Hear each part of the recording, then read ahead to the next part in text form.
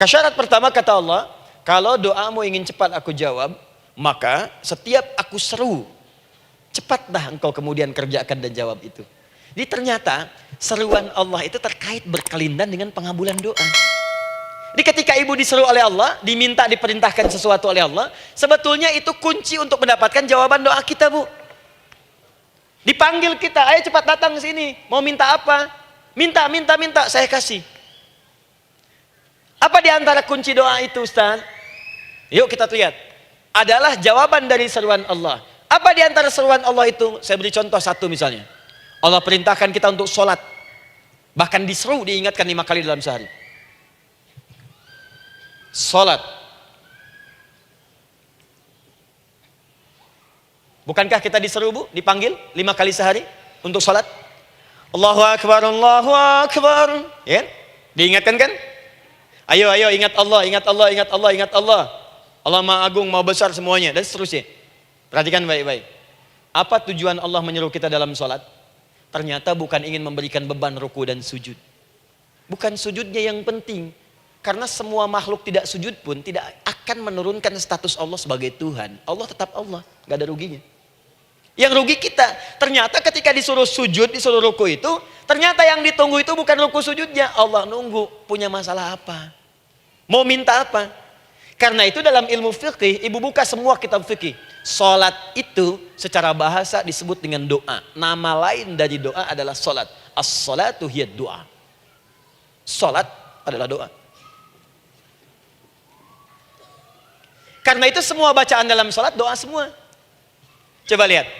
Baru takbir Allahu Akbar, doa iftitah. Al-Fatihah doa, Bu. Jangan dikira Al-Fatihah nggak ada doanya. Nih, nanti saya berikan cepat ya. Ini highlight dulu. Highlight dulu. Dalam sholat itu ada 4 keadaan. Ingat ini baik-baik. Nanti ibu manfaatkan, minimal zuhur lakukan. Ada berapa keadaan? 4. Ada 4 posisi, 4 keadaan dalam sholat. Yang kalau ibu berdoa benar, meminta di situ dengan benar, itu seketika akan dikabulkan. Seketika. 1, saat berdiri. 2, saat ruku'. 3, saat sujud. 4, sesaat sebelum salam. Berdiri, ruku', sujud, sesaat sebelum salam. Baik, sebelum saya bahas lebih jauh, saya ingin sampaikan dulu. Jadi ternyata ketika kita diminta oleh Allah menunaikan sholat, itulah cara kita memohon, Bu. Itulah waktu kita meminta. Dan dahsyatnya dalam sehari itu 5 kali ditungguin, Bu. Mana ada manusia di muka bumi ini buka pintu rumahnya 5 kali sehari cuma untuk memberikan apa yang dibutuhkan. Sesoleh-solehnya Ustadz, gak ada yang mengatakan, ayo 5 kali sehari datang aja ke rumah saya. Kalau butuh apa-apa ambil. Butuh kulkas, ambil kulkasnya. Butuh TV, ambil. Gak ada begitu. Allah itu maha baiknya, 5 kali sehari dipanggil. Dari subuh sampai zuhur. Kita bangun tidur aja, punya masalah nggak? Ayo minta. Disuruh sholat 2 rakaat. Dan sholatnya nggak usah banyak-banyak, 2 rakaat aja dulu supaya nggak ada beban. Itu pun kadang-kadang masih lupa berapa rakaat kita sholat. Ya. Ayo sujud, disuruh minta, punya masalah nggak? Terus dari subuh sampai ke siang dipanggil lagi. Punya masalah lagi nggak? Disuruh zuhur 4 rakaat. Karena waktunya cukup panjang, suruh 4. Ayo minta. Ada masalah apa? Minta sujud kita. Minta mohon. Dari zuhur ke asar, ditanya lagi, ada masalah nggak? Panggil lagi. Ke maghrib sampai ke isya sebelum tidur. Supaya tidurmu enak, masalah nggak ada, tenang, nikmat, nyaman istirahatnya. Ada masalah nggak? Disuruh sholat lagi. Jadi kalau orang paham sholat itu kunci kebahagiaan, dia akan senang menunaikan sholat. Makanya ketika ibu bertanya, kenapa saya sholat? Dijawab oleh muadzin, hayya 'alas shalah, ayo sholat. Kenapa sih sholat? Hayya 'alal falah. Yuk bahagia. Ayo tenang. Yuk dapatkan apa yang kamu inginkan. Falah. Jadi kalau orang paham sholat itu menyelesaikan persoalan, tentu orang akan berbondong-bondong semangat untuk menunaikan sholat. Cuman sayang segelintir orang itu menilai sholat sebagai beban. Jadi sebagai kewajiban beban saja, makanya sholatnya nggak nikmat. Karak tadi duhur, ayeuna asar deui. Tuh. Ya bagaimana doanya bisa dijawab? Anda datang pada orang, tapi datangnya dengan marah-marah. Datangnya dengan mencelanya. Ya bagaimana dia bisa memberikan kebutuhan Anda? Anda datang pada Allah dengan niat yang tidak ikhlas. Setelah itu kemudian menggunjingkannya, bagaimana bisa dijawab? Tuntutan tinggi. Tapi datang tidak membawa prestasi, ya bagaimana bisa diberi? Catat tuh, bikin status. Paham ya? Nah ini bagian pertama. Jadi cara pertama, respon kata Allah, seruan Allah. Rumus pertama sholat. Nah sekarang saya ajarkan lagi. Ini belum selesai nih Bu. Ini panjang bahasannya nih. Sampai jam berapa kita? 10 ya? Oh, banyak. Oh, mau sampai jam 5 silahkan. Saya jam 10 selesai. Ya. Lihat sini. Oke, saya punya sekitar 1 jam kurang ke depan. Saya ingin terangkan sedetil-detilnya gitu ya. Dan saya hanya menyampaikan isi Al-Quran. Quran, hadis, Quran, hadis. Sekarang gini, Ustadz saya sekarang paham, sholat berarti kunci untuk menyelesaikan masalah. Di sholat saya akan memohon. Sekarang Ustadz, bagaimana cara saya merespon sholat? Kan kata Allah, saya menyeru, respon gitu kan? Kita dipanggil sholat nih, Allahu Akbar, dipanggil. Bagaimana cara meresponnya? Sebelum minta. Awas, ibu ingin datang mengajukan proposal. Datang kepada wali kota, datang kepada gubernur, datang kepada presiden, datang kepada menteri sebelumnya. Bukankah ibu mempersiapkan diri? Penampilan ditata, proposal dibagus-bagusin, itu kan? Yang paling hebat itu kadang-kadang malam-malam latihan depan cermin. Bapak wali kota yang saya hormati. Lihat semuanya tuh. Dan yang paling luar biasa, maaf ya, janjian jam 7 dengan Pak Wali Kota, datang jam 6 ke Balai Kota. Sekarang ibu punya janji dengan Allah. Janji itu sudah diketahui sebelum pertemuannya. Kalau tidak percaya, 5 waktu ini ibu sudah hafal Bu. Ya, bahkan disuruh ngapalin oleh Allah. Buka Quran surah ke-4. Surah ibu, surah mama, An-Nisa. Ayat 103, Quran surah 4 ayat 103. فَإِذَا قَضَيْتُمُ الصَّلَاةَ فَاذْكُرُوا اللَّهَ قِيَامًا وَقُعُودًا وَعَلَى جُنُوبِكُمْ فَإِذَا اطْمَأْنَنْتُمْ فَأَقِيمُوا الصَّلَاةَ. Lihat ujung ayatnya. Inna as-salata kanat 'alal mu'minina kitaban mawquta. Sungguh semua waktu salat itu telah ditetapkan waktunya bagi orang beriman. Itu terjemahan biasa. Kalau terjemahkan pakai ilmu balaghah, sungguh orang beriman itu hafal waktu-waktu salat. Tahu waktunya. Apalagi kalau di waktu itu ibu punya kepentingan, pasti hafal. Kalau ibu benar memprioritaskan sholat dan menilai sholat sebagai solusi hidup, menilai sholat sebagai kebutuhan, ibu pasti akan hafalkan itu Bu. Nih ya, ibu dapat bagian arisan nih, bulan ini misalnya. Dan memang bagian jatah ibu, demi Allah saya katakan, sebulan sebelumnya ibu sudah hafal tanggalnya kapan. Bahkan di kalender tuh diwarnain. Papa, bagian mama nanti bulan ini. Tuh. Dicatat semua, di tempat siapa, jam berapa, datang dengan penuh keceriaan dan kebanggaan. Luar biasa. Hanya untuk urusan dunia yang itu habis gitu. Jika dia tidak meninggalkan ibu, ibu yang meninggalkan dia duluan. Sekarang 5 kali sehari semua diberikan, bahkan lebih daripada dunia dan seisinya. Harusnya sih wajarnya dihafalkan waktunya dan ibu hafal. Ayo, subuh jam berapa sekarang? Lihat sini, bukan ke atas. Ditutup tuh. Tuh, sana tuh. Subuh jam berapa? Ayo ngelihat ke sana, 4:43. Duhur jam berapa? Tuh, asar, maghrib, isya. Itu kan kunci ibadah. Dan kunci ijabah, kunci ibadah, kunci ijabah. Di situ ada pengabulannya. Ini gimana mau minta, waktu permintaannya aja nggak hafal. Gimana mau bermohon, datangnya aja telat. Karena itu bagaimana cara merespon seruan Allah, diaturlah di Quran surah kedua ayat 152, paling kanan sebelah bawah. Quran surah kedua ayat 152.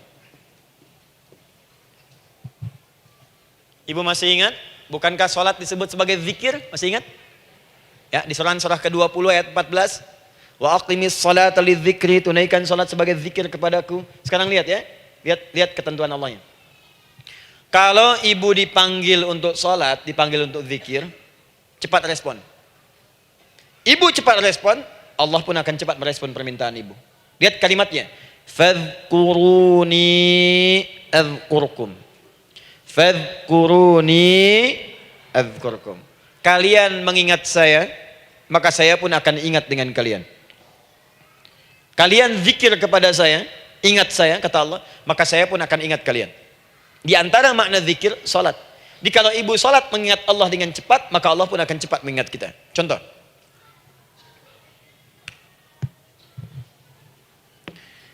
Saya ambil waktu subuh misalnya. Di Bandung 4-3-3. 4-4-3. Oh, lihat kesan lagi terjadi perbedaan pendapat. Ya. Ada yang 4-3-3, ada yang 4-3-4, ada yang 4-3-5 dan seterusnya. Yang ambil tengah-tengah lah, 4-3-5 misalnya. Orang 4-3-5. Lihat sini, fokus. Allahu Akbar, Allahu Akbar. 4-3-5. Dipanggil salat, diseru. Kan tadi rumusnya di Quran surah 2 ayat 186. Faliyastajibuli. Kalau diseru cepat jawab, gitu kan? Nah, terus diseru 4-3-5 adzan. Allahu Akbar, Allahu Akbar. Begitu diseru, ibu langsung datang. Ya Allah, sudah adzan, seruan nih, saya siap-siap, saya ingin minta sesuatu. Nah, orang yang datang saat dia diseru Allah, dia pun datang kemudian untuk menyerunya, maka Allah pun akan menjawab apa yang ia mohonkan saat ia bermohon kepadanya. Perhatikan, dipanggil oleh Allah lewat suara muadzin, Allahu Akbar, dia merespon cepat, siap salat. Maka dia pun ketika memanggil Allah, seketika Allah pun akan jawab padanya. Sesuai dengan kadar responnya. Dipanggil saat itu, dia menjawab. Maka Allah pun akan ingat kepadanya hanya saat dia memanggil saja. Di saat panggil, diingat. Panggil, diingat. Jelas? Ini yang hebat. Dipanggil 4-3-5. Allahu Akbar, Allahu Akbar. Dia sudah ingat dari sejak jam 3:45. Dia bangun jam 3. Bisa. Padahal belum dipanggil. Datang. Bahkan Masya Allah, melakukan warming up dulu. Tahajud. Istighfar. Baca Al-Quran sebelum dipanggil. Masya Allah Bu, ibu mau datang misalnya ke istana. Janjian jam 7, datang jam 6. Di situ ibu kerjakan yang baik-baik dulu. Wah lihat. Terus kelihatan CCTV kan. Wah ini orang bagus banget nih. Mulia, bagus. Sampah diambilin, disapu. Kelihatan. Itu ibu belum datang pun udah dipanggil duluan. Ada orang yang belum dipanggil sudah datang menghadap Allah. Tahajud dia, zikir dulu, istighfar dulu. Ini orang, maaf ya, walaupun dia belum memanggil Allah, Allah sudah menyelesaikan semua persoalannya. Di orang-orang yang selalu ingat kepada Allah, walaupun Allah dalam waktu tidak memanggilnya, maka Allah akan mengingatnya sekalipun orang ini belum bermohon kepadanya. Maka ibu nanti akan temukan orang-orang yang langsung diselesaikan persoalannya oleh Allah bahkan sebelum dia bermohon kepadanya. Ada orang yang seakan gak punya masalah Bu. Bukan gak punya masalah, sebab setiap dia punya masalah, masalahnya diringankan oleh Allah. Seakan-akan gak ada beban. Ah ini indah hidupnya. Enak. Butuh sesuatu, sebelum nyari, datang. Ada persoalan, senyum dikit, selesai. Orang macet mengeluh, bikin status, dia macet malah senang. Dan hatinya dilapangkan oleh Allah. Bayangkan ada janji rapat jam 9, setengah 9 masih macet. Diprediksi di Google akan sampai 2 jam lagi. Yang lain mengeluh, telepon sana, telepon sini, ini. Dia enggak aja, lapang aja. Alhamdulillah ya Allah kasih macet. Morotal, saya mau dengerin surah Al-Baqarah. Buka, hafalin. Partnernya nelpon. Sampai di mana akhi? Ini sampai di surah Al-Baqarah ayat 186. Tidak ada yang sia-sia dari Allah. Sabar ya di sana. Ya, atau kita bisa koneksikan dari sini apa yang bisa saya selesaikan sekarang di sini sehingga sampai sana kita tinggal kesimpulan saja. Tenang hatinya. Ada gerasak, gerusuk, gelisah gini, telepon sana sini, klaksonin. Dasar lampu merah, lama, birunya sebentar. Padahal biru nggak ada, yang ada hijau kan. Jadi kalau sudah begitu enak Bu. Yang perempuan ada di Quran Maryam. Maryam kan perempuan. Dan Maryam itu bukan nabi, bukan rasul. Ingin memberikan pesan kepada ibu, perempuan dimanapun. Tidak harus jadi nabi supaya doa cepat dikabulkan. Tidak harus menjadi rasul. Ini Maryam bukan nabi, bukan rasul. Tapi dia ini luar biasa. Sebelum dipanggil udah datang. Zikirnya tak terlukiskan. Mohon kepada Allahnya luar biasa. Menjaga diri dari hal yang dilarang oleh Allah. Apa hasilnya? Sebelum diberikan bahkan oleh pamannya, sudah ada kebutuhannya. Quran surah ketiga ayat 37. Kullama dakhala 'alaiha Zakaria al-mihraba wajada 'indaha rizqa. Setiap pamannya mau memberikan kebutuhan Maryam, sudah ada di dalamnya, Bu. Sudah ada. Itu luar biasa. Mau makan, makanan ada. Mau anggur, anggur ada. Ya. Wah, itu luar biasa, Bu. Jadi bermohon bahkan sebelum waktunya. Sentuhlah ia tepat di hatimu, maka ia akan jadi milikmu untuk selamanya. Wah, nah, itu doa tuh. Aduh, mana-mana. Paham? Tuh. Ini kalau yang standar-standar saja itu biasa. Maka datang sebelum waktunya. Datang. Atau datang pas dipanggil, standar. Jadi kalau 4.35 adzan, Allahu Akbar, Allahu Akbar. Ibu bangun, siap sholat, siap sholat. Itu standar. Yang dulu bahagia. Naikin lagi levelnya. Yang celaka itu ya ini nih. Dipanggil 4.35, baru bangun 5.34.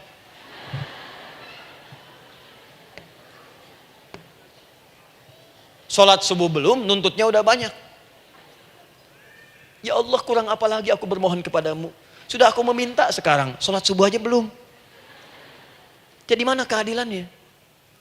Jadi yang pertama, respon seruan Allah, disitulah Allah pun akan cepat merespon apa yang kita kemudian butuhkan. Jadi yang pertama lewat sholat ya Bu ya. Ingat sholat. Dan sholat itu tadi dari 4 posisi saya ajarkan yang pertama saja satu. Supaya nggak terlampau panjang ya. Berdiri Bu. Saya ajarkan satu. Setiap ibu dalam keadaan berdiri dan membaca Al-Fatihah. Pada kalimat iyyaka na'budu wa iyyaka nasta'in. Ingat pada kalimat iyyaka na'budu wa iyyaka nasta'in, maka sertakanlah di hati kita apa persoalan yang dirasakan untuk bermohon kepada Allah. Saya ajarkan cepat. Kalau ibu mau belajar lebih detail, ikuti kajian kami di fikih salat. Sifat salat Nabi sallallahu alaihi wasallam. Nanti saya terangkan semua dalilnya. Insyaallah sepanjang yang saya ketahui. Baik.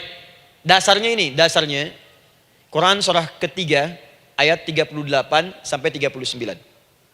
Dan dikuatkan nanti di hadis qudsi. Ibu kenal Nabi Zakaria? Ya kenal ya.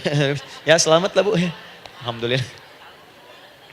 Episode ke-15 kenal Nabi Zakaria. Luar biasa. Alhamdulillah.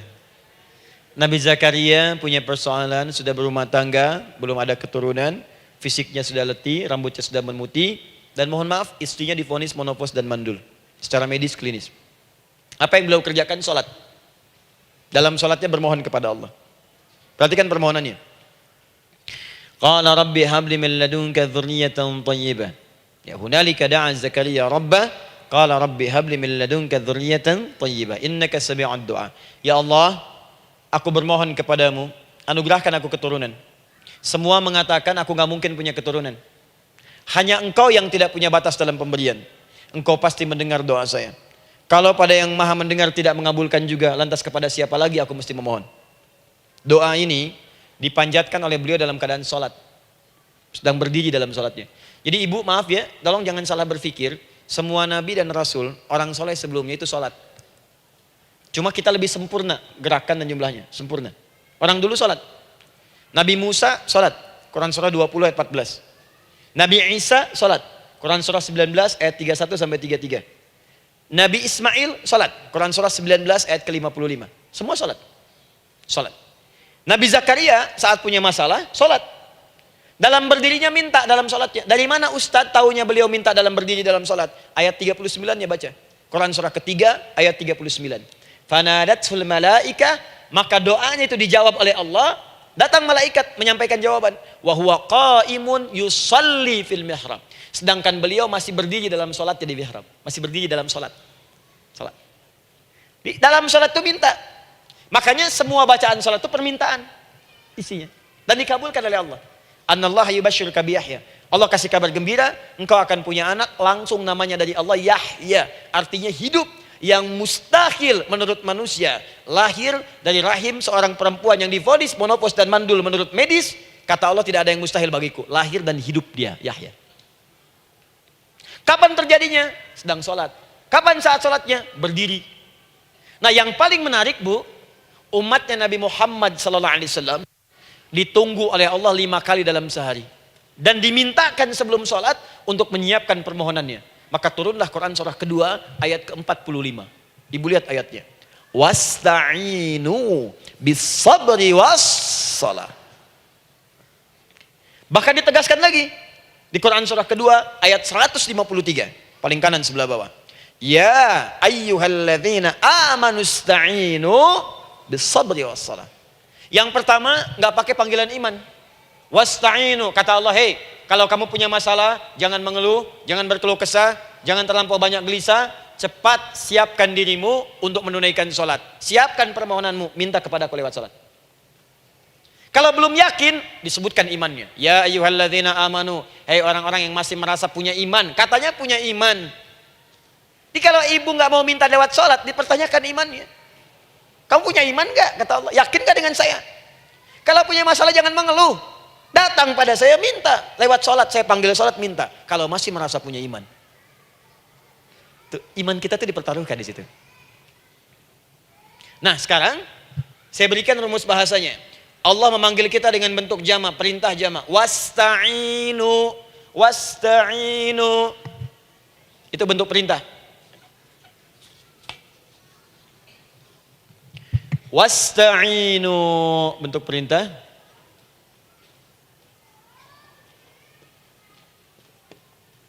Wasta'inu. Dan jika kalian, perhatikan cara menerjemahkannya, dan jika kalian punya persoalan dalam hidup, punya kebutuhan, maka bergegaslah siapkan dirimu untuk minta kepadaku solusi. Wasta'inu, dan mintalah oleh kalian pertolongan, solusi. Bisabri wassalah. Pertama, sabar dulu. Sebelum sholat, sabar dulu dengan itu. Tahan dulu. Terima dulu. Jangan mengeluh, terima dulu. Nanti dalam sholat minta solusi. Itu maksudnya.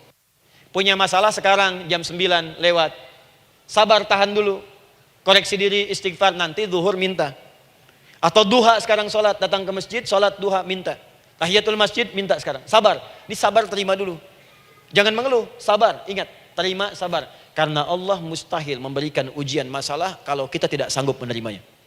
La yukallifullahu nafsan illa. Saya sering katakan Bu ya, maaf kalau kalimat ini mungkin kurang berkenan, tapi kalimat ini nyata. Kalau ibu sekarang punya masalah seberat apapun, itu artinya hanya ibu yang sanggup untuk menerimanya. Saya tidak. Betul, karena itu persoalan itu dititipkan kepada ibu, bukan kepada seorang bernama Adi Hidayat. Ibu yang dipercaya. Ya ibu dipercaya oleh Allah. Kenapa ibu tidak yakin dengan itu?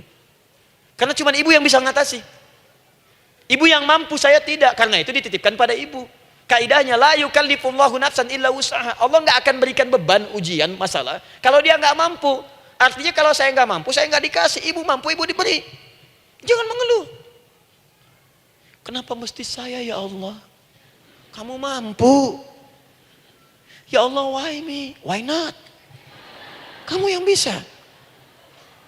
Nah sekarang, wassalah setelah terima itu, tapi juga jangan terlampau kepedean. Memang cuma saya yang mampu ya, bikin status.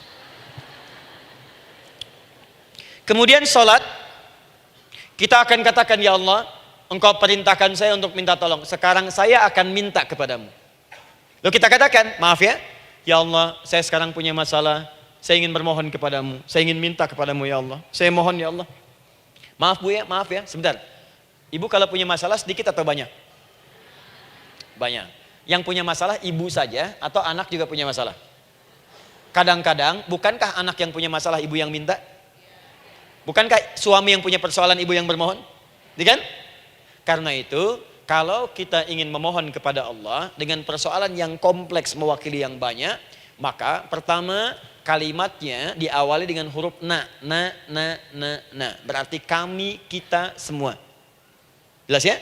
Nah, ibu ingin robah kalimatnya minta tolong. Kata Allah, minta kepadaku pertolongan. Wasta'inu. Ibu ingin robah menjadi bentuk permintaan. Rubah kalimatnya menjadi nasta'in. Nasta'in. Nasta'in.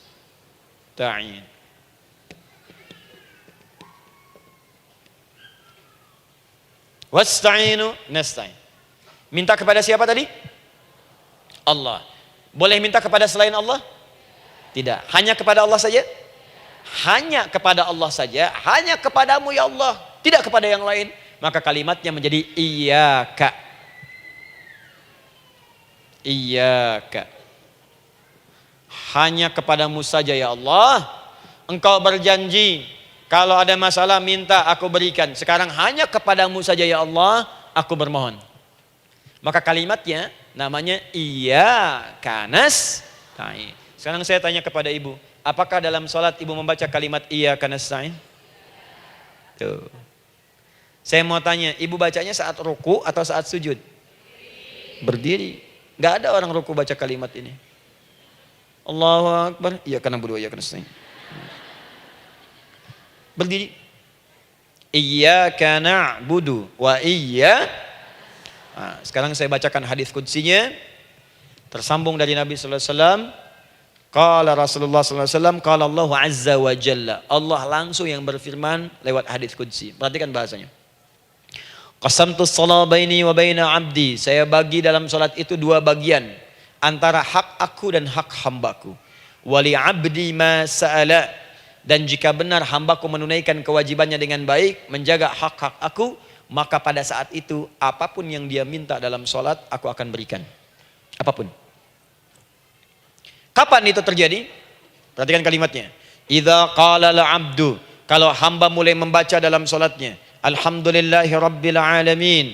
Alhamdulillahi rabbil alamin. Qala Allah azza wa jalla, seketika Allah menjawab, hamadani 'abdi, hambaku sedang memujiku. Ibu ingat baik-baik Bu ya. Ingat baik-baik. Setiap ibu baca Al-Fatihah dalam salat itu Allah memperhatikan dan menjawab bacaan ibu. Tadi masih ingat ketika saya katakan wa idza sa'alaka 'ibadi anni fa inni qarib, Allah itu dekat. Ya. Wa idza qala al-'abdu ar-rahmanir rahim, kalau hamba melanjutkan ar-rahmanir rahim, qala Allah azza wa jalla, Allah langsung menjawab athna 'alayya 'abdi, hambaku sedang menyanjungku. Wa idza qala al-'abdu maliki yaumiddin, ketika hamba berkata maliki yaumiddin, qala Allah azza wa jalla, Allah menjawab majjadani 'abdi, hambaku sedang mengagungkanku. Sekarang perhatikan kalimat ini. Wa idza qala al-'abdu, jika seorang hamba berkata iyyaka na'budu wa iyyaka nasta'in, ya Allah, sekarang hamba salat ibadah atas perintahmu. Dan hamba minta ya Allah, hamba punya masalah, hamba punya persoalan, dan kau janjikan minta dalam salat. Qala Allah azza wa jalla, Allah jawab, hadza baini wa baina 'abdi, inilah perjanjian aku dengan hambaku. Wali 'abdi, kalau hambaku benar salatnya sampai bacaan ini, masalah apapun yang dia minta sekarang aku akan kabulkan. Dalam berdiri. Cuman sayang, kadang-kadang dalam keadaan ini banyak yang tidak minta. Maka caranya saya sampaikan yang pertama, kalau ibu sudah sampai ke bacaan ini, iyyaka na'budu wa iyyaka nasta'in, sertakanlah dalam hati ibu. Gak usah dilafadzkan. Sertakan ibu punya masalah apa. Atau secara umum minta solusi. Minta. Nabi itu kalau sholat, Nabi SAW kalau sholat, itu kalau baca ayat-ayat Quran, itu seringkali berhenti Bu. Sering berhenti. Kalau dalam ayat doa, beliau berhenti, mohonkan dengan baik. Kalau ayat-ayat surga, minta supaya umatnya ke surga. Ayat-ayat neraka, mohon supaya umatnya dibebaskan dari neraka. Minta. Kesaksiannya banyak. Hudzaifah al-Yamani pernah sholat di belakang Nabi, begitu. Abdullah bin Mas'ud radhiyallahu ta'ala anhu sholat di belakang Nabi, begitu. Ubay bin Ka'ab radhiyallahu ta'ala anhu salat di belakang Nabi, begitu. Di kesaksian mereka sama semua.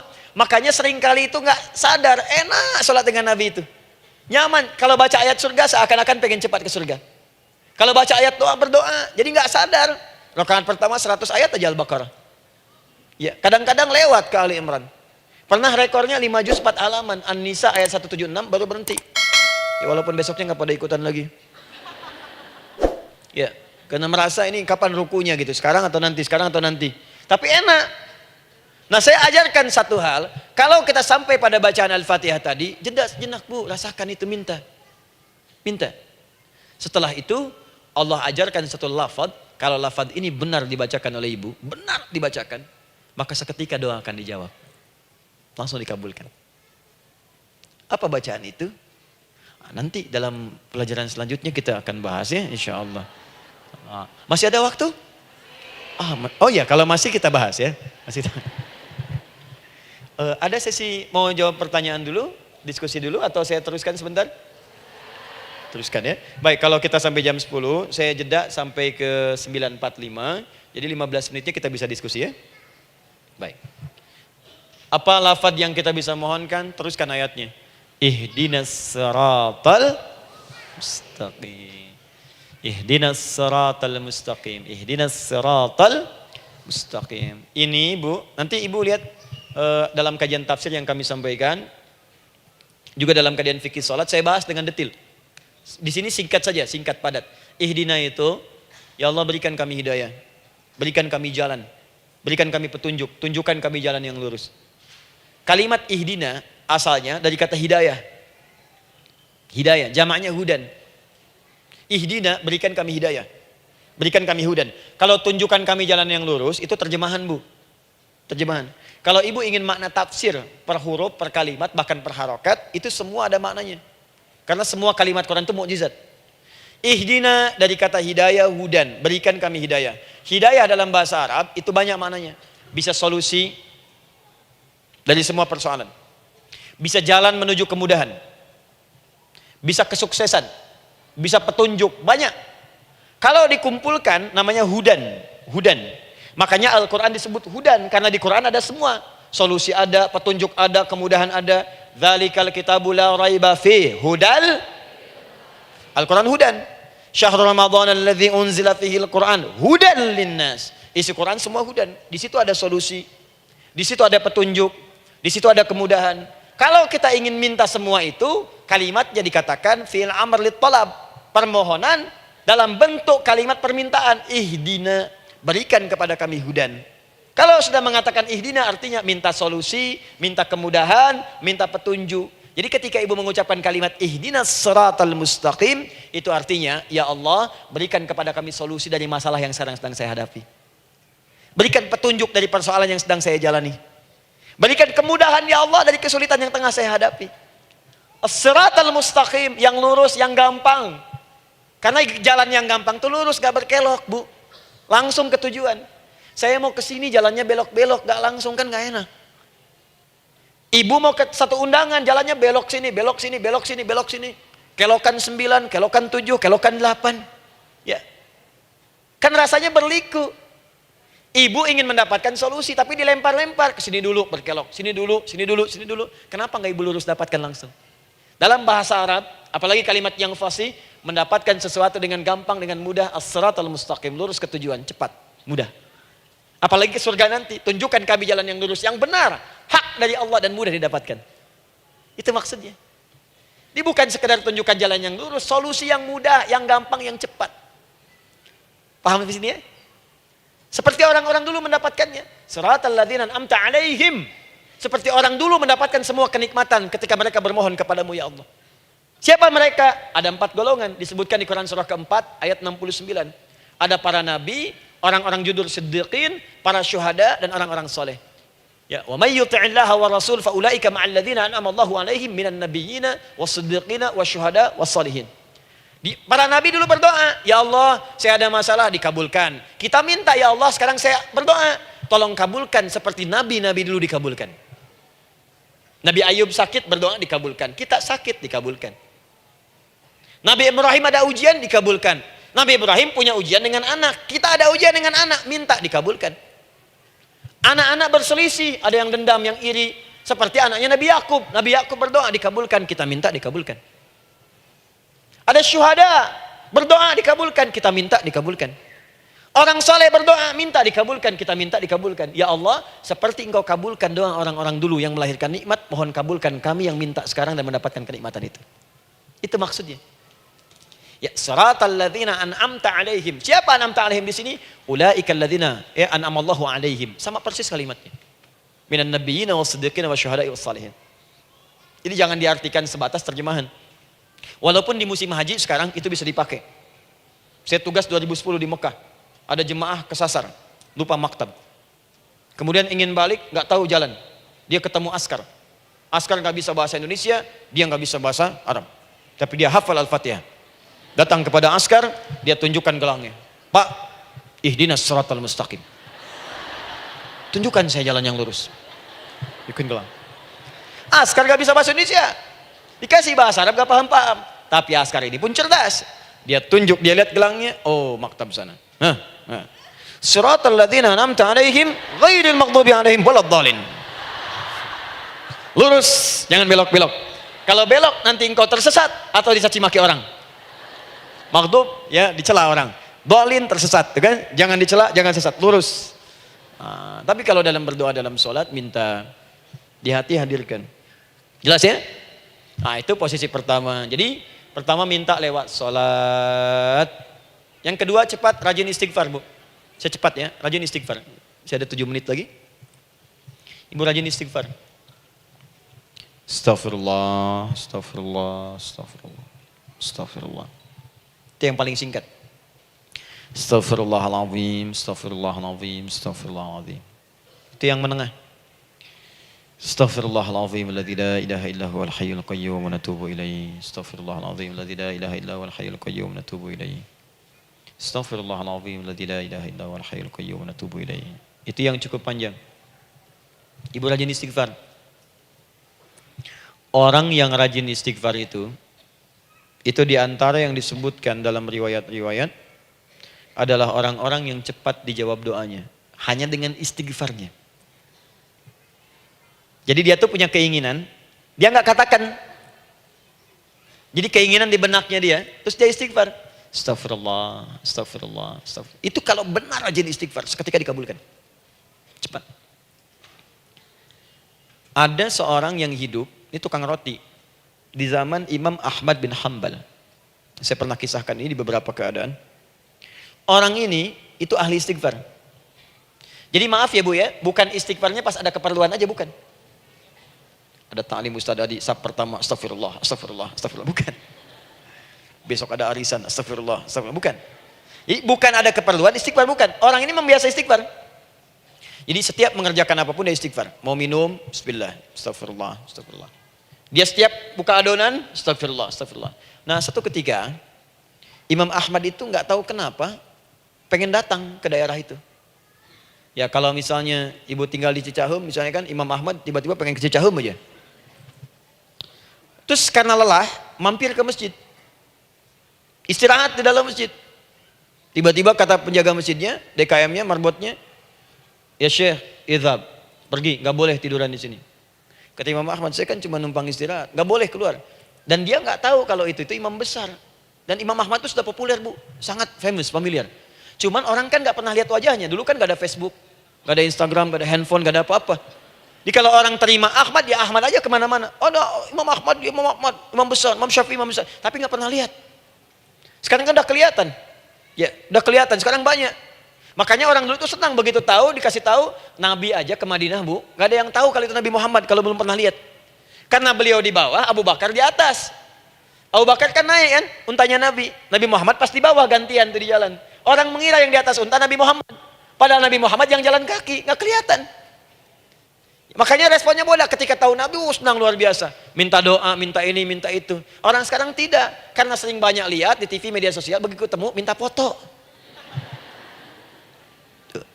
Ini lain kisahnya. Gak tahu dia, pergi keluar. Kata Imam Ahmad, ya sudah keluar beliau. Gak mau ribut. Istirahat di luar. Di pelataran. Di sini juga gak boleh. Lihat kalimatnya. Barwah, keluar, pergi. Barwah itu kasar bu. Begitu kemudian di debat lagi, saya cuma di luar. Rawah itu dari kata roh bu, itu paling kasar. Artinya keluar dengan roh-rohnya sekalian. Rohnya pun jangan di sini. Ya. Jadi kalau ibu nanti di Masjidil Haram misalnya kan, ada kalimat itu artinya kesal bu askarnya. Ya, keluar. Misalnya idzabi enti, nggak mau, saya mau di sini. Ya, barwa pergi, sampai ke rawah dengan roh-rohnya. Itu artinya ibu disuruh pergi. Ya, bukan jangan mengelak lagi. Rawah. Saya bukan rawah, saya rohayati. Suruh pergi. Pergi. Imam Ahmad pergi tuh akhirnya. Pergi, di jalan kelihatan lah tukang roti tadi. Begitu kelihatan capek lah dipanggil, Syekh, kayaknya lelah istirahat di sini. Dan tukang roti pun nggak tahu kalau itu Imam Ahmad. Begitu istirahat, duduk, kelihatan lah Imam Ahmad setiap buka adonan, astagfirullah. Bikin lagi astagfirullah. Imam Ahmad tahu faidah itu. Tapi ingin menguji tukang roti ini, ditanya. Ya akhi, Kamu ini kenapa setiap Anda menanak adonan itu, tepung itu, Anda mengucapkan istighfar? Astagfirullah, astagfirullah. Perhatikan jawabannya. Wallahi demi Allah, tidak pernah saya beristighfar dalam setiap aktivitas saya, kecuali Allah selalu mengabulkan doa yang saya mohonkan. Di setiap minta, astagfirullah, astagfirullah, itu dikabulkan. Cuman satu yang sampai sekarang belum terkabul. Apa itu kata Imam Ahmad? Saya ini selalu bermohon kepada Allah, ya Allah, mohon sebelum saya wafat atau setelah ia wafat, pertemukan saya ya Allah dengan Imam Ahmad bin Hambal. Sebelum saya yang wafat atau wafat Imam Ahmad. Kata Imam Ahmad, astagfirullah, Allahu Akbar. Itu mungkin yang memperjalankan saya kemari. Tiba-tiba pengen ke sini, sampai diusir keluar dari rumah Allah dari masjid, sampai di sini karena istighfar Anda. Sayalah Imam Ahmad bin Hambal. Astagfirullah, astagfirullah, astagfirullah. Imam Ahmad ke situ datang. Tolong jangan lakukan pada saya. Salah di hidayat ya Allah. Astagfirullah, astagfirullah. Saya jawab lagi dari sana. La haula wala quwata illa billah. Ini istighfar. Nah, kapan istighfar yang baik?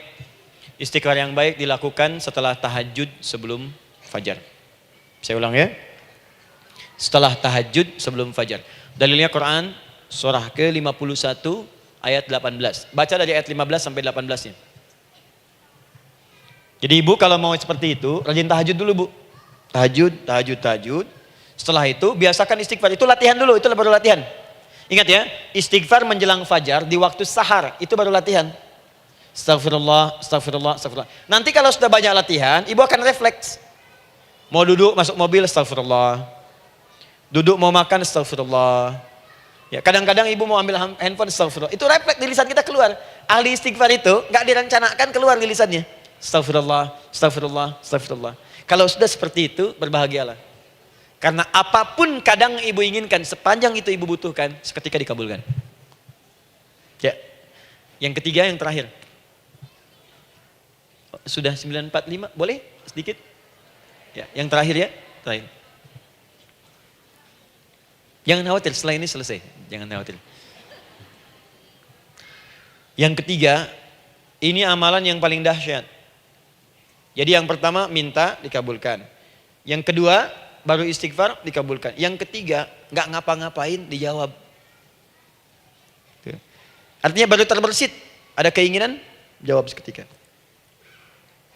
Amalan yang ketiga ini adalah amalan yang dikerjakan karena cinta kepada Allah Subhanahu wa taala. Mahabbatillah, kecintaan kepada Allah.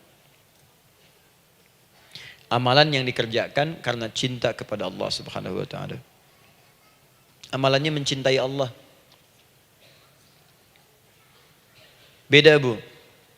Salat dengan cinta dibandingkan dengan salat karena memenuhi kebutuhan atau kewajiban saja, itu akan lain.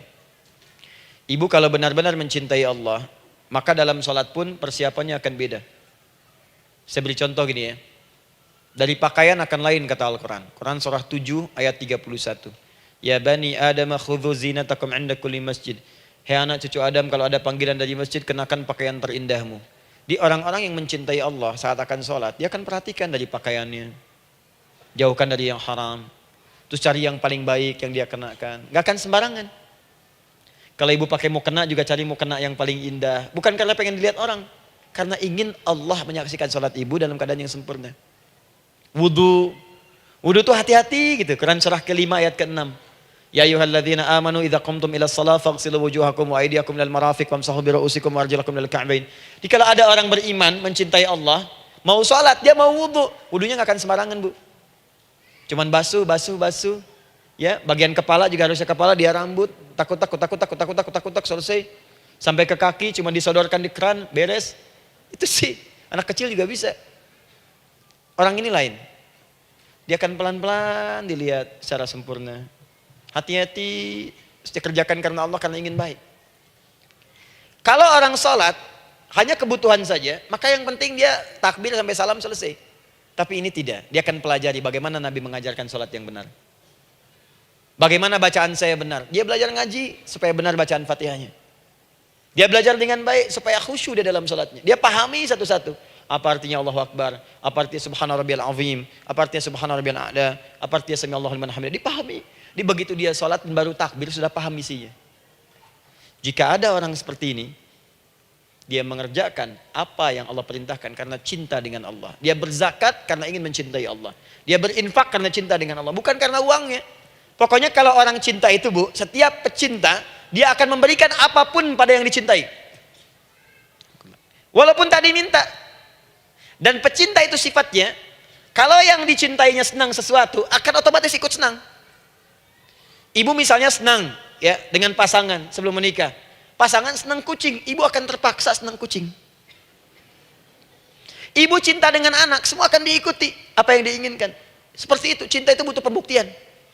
Karena itu sering saya katakan pada akhwat ya yang belum menikah, yang masih muda-muda belum menikah, cinta itu butuh pembuktian. Jadi jangan percaya kalau ada orang yang bicara di lisannya nggak ada buktinya. Aku akan seperti Dilan membawamu dalam motorku. Katakan padanya, aku tak butuh dengan rayuan kata-katamu. Itu hanya angin surga. Yang kubutuhkan, tuliskan namaku di buku nikah kita. Wah, catat. Itu caranya. Main ke Taman Dilan, cuman boncengan. Seakan dunia milik berdua, yang lain gak ada. Gombal. Udah ya? Jelas? Jadi amalan yang ketiga ini kerjakan karena Allah. Saya mau contohkan satu. Ibu pernah dengar Imam Malik bin Anas? Pernah ya? Gurunya Al-Imam Asy-Syafi'i, Imam Malik bin Anas, lahir di kisaran tahun 94-95 Hijrah. Siap, Kang Dan. Wah, ini terakhir nih, saya tutup nih. Benar-benar terakhir, betul-betul. 10 menit lagi kalau ada nanti tanya jawab, sedikit. Imam Malik ini, Bu, itu Masya Allah. Saking cinta pada Allah dan Rasul, itu tidak pernah, jangankan sholat. Dalam beliau memberikan fatwa pun akan mencari pakaian yang paling bagus, paling indah. Dan beliau menjaga adab dalam menyampaikan kalimat Nabi pun itu luar biasa. Sampai satu kali pernah pakai jubah bagus, indah, ada lebah menyengat di kepalanya, sedang menyampaikan hadis. Saking hormatnya terhadap hadis Nabi, lebah itu dibiarkan menyengatnya. Nggak mau memutus kalimat Nabi, hadis Nabi hanya untuk mengusir lebah, dibiarkan sampai tersengat. Apa yang Allah berikan kepada beliau? Allahu Akbar. Satu kali singkat berdiskusi dengan muridnya Al-Imam Asy-Syafi'i. Kata Al-Imam Asy-Syafi'i, ya guru, setahu saya rizki itu dicari dulu baru dikasih. Imam Malik lebih tinggi ilmunya pada saat itu. Beliau tahu ada 8 jenis rizki. Ya Syafi'i, ada rizki yang tidak perlu dicari, Allah berikan. Wah, berdebat tuh sampai berpisah. Setelah itu secara singkat Imam Asy-Syafi'i lewat di kebun anggur sedang panen anggur besar. Tiba-tiba tergerak untuk membantu, datang ke situ bantu. Begitu selesai dikasih hadiah anggur banyak, besar-besar, indah, enak, gitu kan? Ketika diberi itu langsung senang beliau. Bukan karena anggurnya, karena merasa pendapatnya benar. Jadi begitu bekerja baru dapat. Dibawalah anggur ini diberikan pada gurunya. Perhatikan adabnya terhadap guru. Jadi kalau ibu adabnya bagus pada guru, keberkahan dapat, ilmunya pun menghunjam di jiwa. Imam Syafi'i nggak merasa benar, tapi memberikan sebuah jawaban dengan adab. Guru, tadi itu ada panen anggur, saya mencoba membantu. Begitu saya bantu dikasih anggur, dikencangkan kalimatnya. Begitu saya bantu dikasih. Dibantu dulu baru dikasih. Kalau saya nggak bantu, saya nggak dikasih. Apa jawab Imam Malik? Imam Malik tersenyum, tertawa. Tabassama dhahika. Masya Allah, Syafi'i bahasa kita. Tadi itu saya keluar mau ngajar, siang-siang terik begini saya kepikiran, ya Allah, kalau makan anggur yang enak-enak, enak banget sekarang ini. Ada anggur sekarang. Tuh. Murid berikhtiar, guru mendapatkan hasil. Setelah itu Asy-Syafi'i naik dan jadi bintang di zamannya sampai kekinian pun luar biasa. Dan mendapatkan barakah gurunya seperti gurunya dapatkan, muridnya pun meraihnya. Itulah 3 cara bagi kita untuk bermohon kepada Allah. Jika ingin dipercepat oleh Allah bisa lewat salat, bisa lewat istighfar, bisa juga dengan menciptakan amalan-amalan atau mengikuti amalan-amalan yang dicintakan atau ditujukan untuk mencintai Allah Subhanahu wa taala. Ibu bisa paham ini? Baik. Kemudian berdoa. Tapi yang jadi masalah, Ustadz, ketika berdoa kok belum dikabulkan juga? Apa ciri doa dikabulkan? Seperti apa kita tahu doa kita dikabulkan? Itu mungkin kita bahas di episode yang berbeda insyaallah. Alhamdulillahi rabbil alamin. Ar-Rahmanir Rahim. Maliki yaumiddin. إياك نعبد وإياك نستعين اهدنا الصراط المستقيم صراط الذين أنعمت عليهم غير المغضوب عليهم ولا الضالين اللهم نحمدك حمدا شاكرين حمدا ناعمين حمدا يوافي نعمه ويكافئ مزيده يا ربنا لك الحمد ولك الشكر كما ينبغي لجلال وجهك الكريم ولعظيم سلطانه اللهم صل وسلم وبارك على رسولك الكريم نبيك الأمين سيدنا محمد وعلى آله وصحبه وأمته إلى يوم الدين اللهم ربنا يا الغفور الرحيم لا تدع لنا في مقامنا هذا في كل مقام ذنبا إلا غفرته. Duhai Allah, kami bermohon kepadamu, Engkau yang maha pengampun, Engkau yang maha penghapus segala dosa. Kami mengakui kami berbuat salah, kami mengakui banyak dosa kami kumpulkan, maka kami mohon kepadamu ya Allah, jangan biarkan ada satu orang pun berada di sekitaran majlis ta'lim ini kecuali sebelum ia pulang Engkau telah ampuni segala dosa-dosanya. Engkau telah gugurkan dan hapuskan segala dosa-dosanya. Wala hamman illa farajtah. Ya Allah, jika ada satu orang pun di antara jamaah saat ini yang merasakan kegelisahan dalam hatinya, jangan biarkan dia meninggalkan area majlis ta'lim ini kecuali Engkau telah tenangkan keadaan hatinya.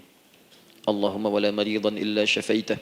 Jika ada di antara kami yang tengah Engkau uji dengan penyakit seberat apapun, maka mohon angkat dan sembuhkan segala penyakitnya. Allahumma wala dainan illa qadaitah. Ya Allah, jika ada di antara kami yang berat hidupnya karena lilitan utang piutang, terjebak riba dan sejenisnya, maka mohon ya Allah dengan keikhlasan amalannya, mohon angkat dan berikan rizki limpah terlimpah kepada yang untuk melunasi utang-utang dan terbebas dari lilitan riba dan semacamnya. Allahumma ya arhamar rahimin, Allahumma tubna ilaika min kullil ma'asi. Ya Allah, kami ingin memperbaiki diri kami. Kami bertobat dari segala maksiat yang pernah kami kerjakan. Allahumma asli ahwalana ma yuqarribuna ila ridhak. Ya Allah, kami bermohon kepadamu, mulai hari ini, mohon bimbing kami untuk memperbaiki diri, supaya kami bisa lebih dekat denganmu ya Allah. Allahumma asli azwajana.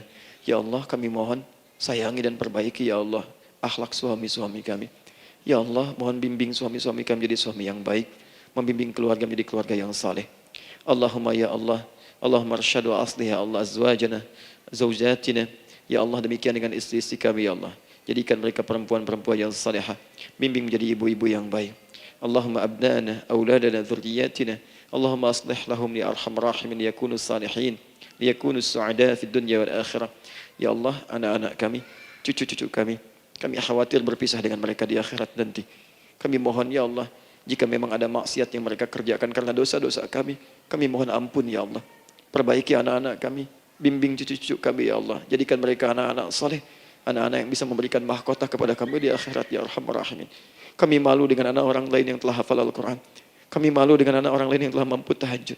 Kami malu dengan anak orang lain yang telah bisa membaca Al-Quran dengan baik. Sedangkan anak kami masih sibuk dengan dunia ya Allah. Kami takut bila wafat tidak bisa memberikan petunjuk kepada mereka dengan izin-Mu. Allahumma ya arhamar rahimin. Allahumma idza kana hunalika baqiyati ayyamina faj'al baqiyata ayyamina ya Allah hayatan thayyibah. Duhai Allah, kami bermohon kepadamu, jika memang terbentang masa kehidupan bagi kami sampai dengan hari esok, maka mohon jadikan sisa-sisa hidup kami lebih baik daripada hari-hari yang sebelumnya. Wa idza kana hadzal yaum min akhir ayyamina faj'al ya Allah hadzal yaum husnal khatimah. Ya Allah, kami mohon, jika memang hari ini adalah hari terakhir kami hidup dan harus kembali kepadamu untuk wafat, mohon jadikan di hari ini kami husnul khatimah.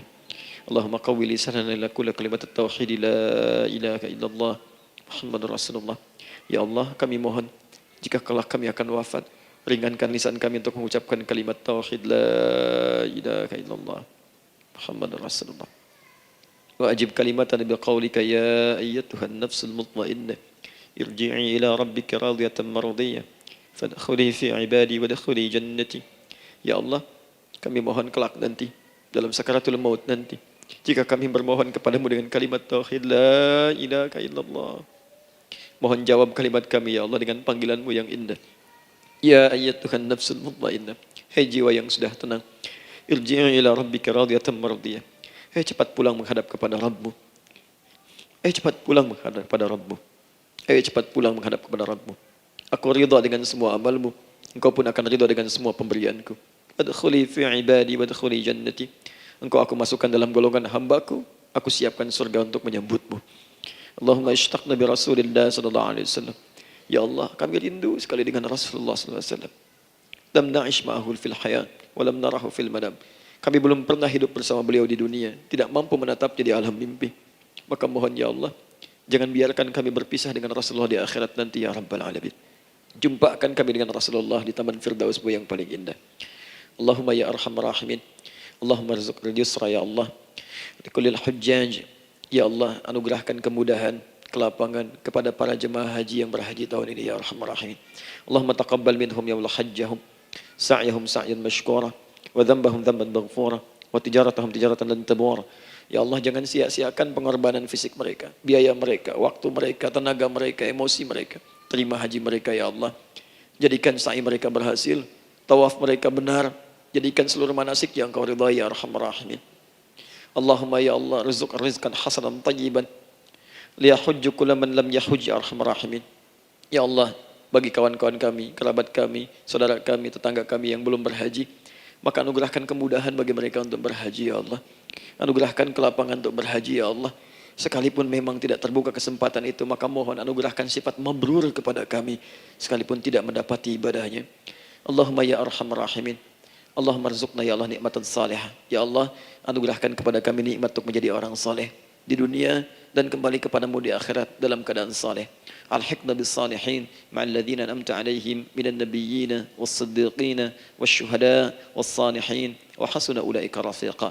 Ya Allah, kumpulkan kelak kami di surga dengan para nabi, orang-orang saleh, para syuhada, orang-orang yang benar di hadapan-Mu. Itulah nikmat terbaik yang mampu kami dapatkan. Allahumma ya Rabb, Allahumma aslih Allah qulubana, ati anfusana taqwaha, wa zakkiha anta khairu man zakkaha, anta waliyuha wa maulaha. Ya Allah, jika memang kami telah Engkau anggap baik sampai dengan pagi hari ini, maka mohon jaga kami dalam keadaan baik sampai wafat ya Allah. Berikan kami kekuatan untuk istiqamah, jauhkan kami dari pengaruh nafsu ya arhamar rahimin. Ya Allah, jika ada saat ini orang-orang yang menyakiti kami ya Allah, berkhianat kepada kami ya Allah, menzalimi kami, maka mohon ampuni dosa mereka ya Allah. Maafkan mereka ya Allah. Bimbing mereka untuk sadar dan bertobat ya Allah. Titipkan dalam jiwa kami sifat untuk saling menyayangi ya Allah. Titipkan dalam jiwa kami sifat untuk saling memaafkan ya Allah. Titipkan dalam jiwa kami sifat untuk bisa memperhatikan ya Allah. Allahumma ya Rabb, Rabbana atina fid dunya hasanah wa fil akhirati hasanah wa qina adzaban nar. Bifadlika subhana rabbika rabbil izzati amma yasifun. Wassalamun alal mursalin wa akhiru da'wana alhamdulillahi rabbil alamin. Sebelum saya akhiri dengan doa kifaratul majlis dan salam, saya ingin ucapkan terima kasih pada seluruhnya untuk ta'lim kita di pagi hari ini. Semoga Allah menerima semuanya dan semoga Allah muliakan.